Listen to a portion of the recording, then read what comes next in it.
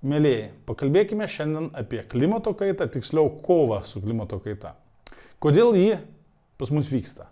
Todėl, kad mes, būdami energijos civilizacija, vartojame labai daug iškastinio kuro. Kas yra iškastinis kuras? Tai yra tas kuras, anglis, nafta, dujos, kurį po žemė sudėjo savo formavimuose įvairiais laikotarpis. O dabar mes visą tai traukiame, deginame ir papildomus CO2 ir kitų šiltnamio efektą sukeliančių dujų kiekius išleidžiame į atmosferą. Kas vyksta?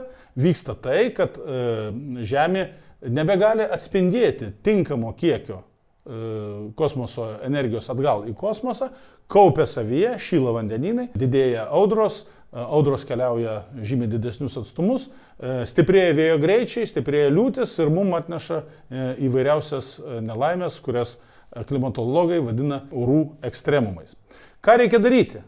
Reikia atsisakyti iškastinio kuro, kuo greičiau.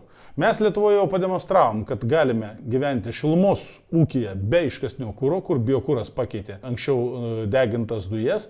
Mes puikiai einame tuo keliu elektros srityje ir daugiau kaip pusę elektros jau pasigaminame iš vėjo ir saulės.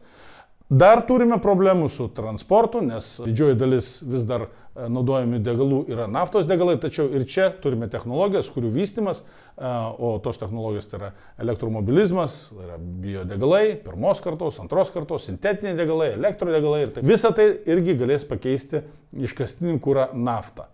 Koks bus rezultatas? Rezultatas bus švariau ir svarbiausia pigiau, nes atsinaujinti energetika yra pati pigiausia energetika. Toks sprendinys reikalingas Lietuvai ir mes jį padarysime.